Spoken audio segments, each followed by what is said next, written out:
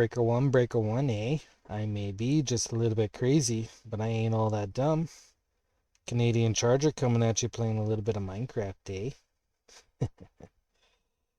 So yeah, I've just pulled over to the side of the road here and figured I'd pull up Minecraft and have some fun. Got my dog Roscoe with me. He's my truck companion. Aren't you, bud? Yes, you're a good boy. But yeah, Minecraft is a game that I played for many years, and one thing I've always wanted to do is to try and record some videos and see how they do.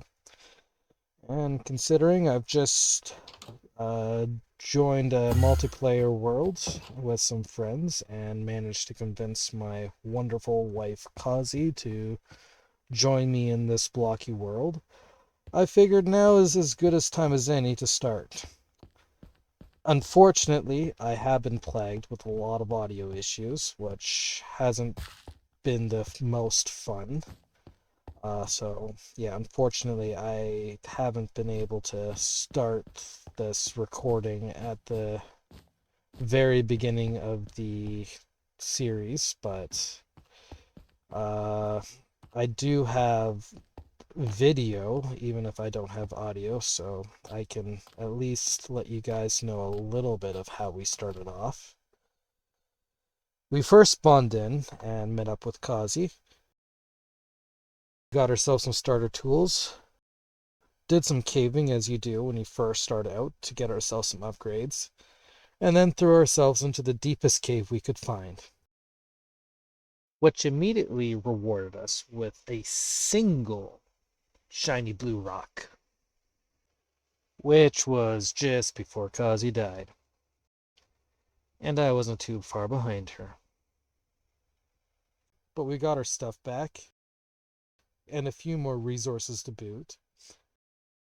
Started exploring, and found this nice little beautiful cove, which we decided to call home. So I decided to start building our starter base, which went well.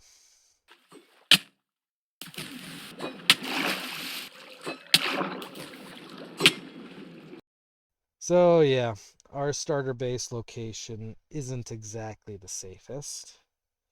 And when we started digging down, we learned that there was a deep dark immediately below us.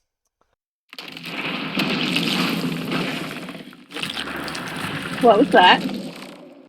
So as beautiful as the location was, we decided it was in our best interest to move.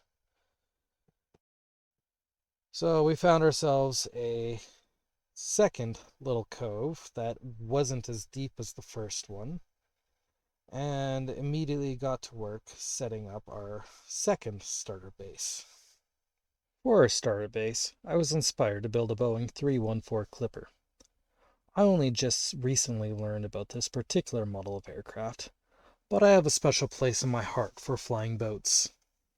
I love the air, getting up above everything, and feeling the speed, the exhilaration, excitement, and taking in the sights that you can't get anywhere else.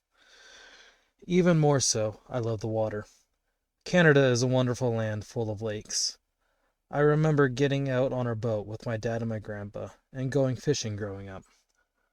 The calls of the birds, the gentle sounds of the waves rocking against the hull, the time spent with family.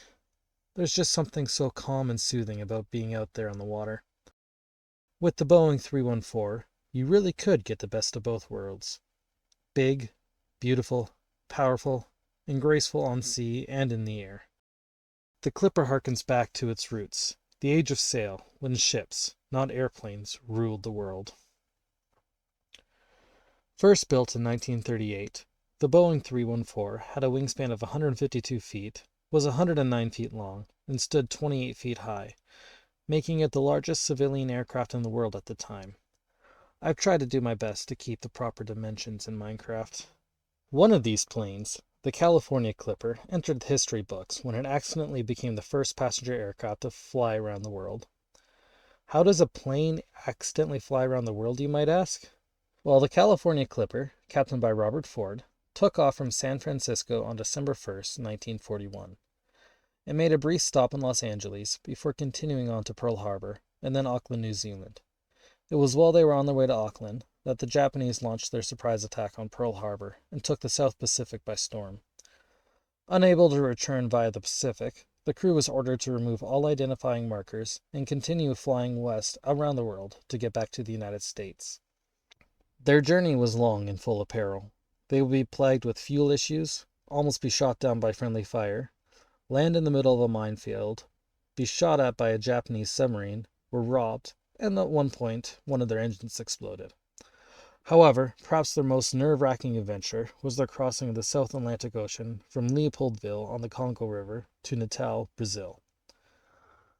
You see, the Boeing 314 had a maximum range of 5,600 kilometers, almost the exact distance they would have to fly to get to Natal. To ensure they would make it, the captain ordered extra fuel to be pumped into the fuel tanks, and lined his plane up on a straight stretch of the Congo River that was about 5 kilometers long. The throttles were thrown to their maximum power setting, and the California Clipper started speeding down the river. However, due to their weight and how thin the air around them was, they struggled to take off. The engines continued to roar at maximum power, long past the recommended time of 90 seconds, but the plane still refused to take off. What's worse was at the end of their runway was a waterfall that was getting closer and closer. At the last moment, the plane managed to claw its way a few feet into the air, over the waterfall, and then began to fall again into the canyon below, until they were just above the water. Now the canyon began twisting and turning, and when the captain tried to turn the plane, it didn't respond right away. They had taken on so much fuel that the wings had actually bent under the weight. Not much, but just enough for the control cables to be rubbing against the wing struts, and prevent them from doing their job properly.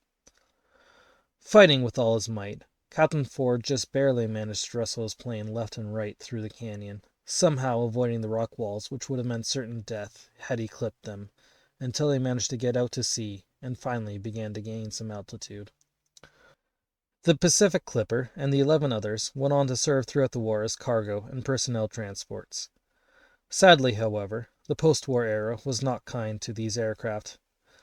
The advantage of the flying boat was the elimination of the need for a long concrete runway, of which there were very few before the war. This was not the case once hostilities ceased. Hundreds of runways had been built around the world for the war effort. The age of the flying boat had ended. Now land-based aircraft reigned supreme. In 1951, the last Boeing 314 was scrapped, ending the legacy of this beautiful piece of machinery.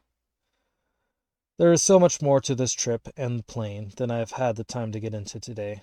If you want to learn more about the Boeing 314, the Pacific Clipper, and its trip around the world, check out the video in the description by Paper Skies.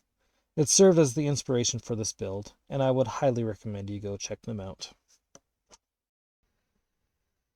Hey there. Hey, how's it going? Yeah, pretty good, and you? Not too bad. Yeah, that's good. So, what do you think? It looks pretty good. You've done a good job here. Why, thank you, my love. Should be a pretty Hmm. good little home for us. Yeah, I think it'll do the trick. There's one problem, though. Oh. You see, Pan America had a tradition to name every single one of their clippers, and Mm. ours doesn't have a name yet. Yeah, that's a problem. Yeah. So I've been thinking long and hard about this, trying to figure out a name that can mean home for us. And I came up with the idea of the Prairie Clipper. I like it. Good. So, without further ado then,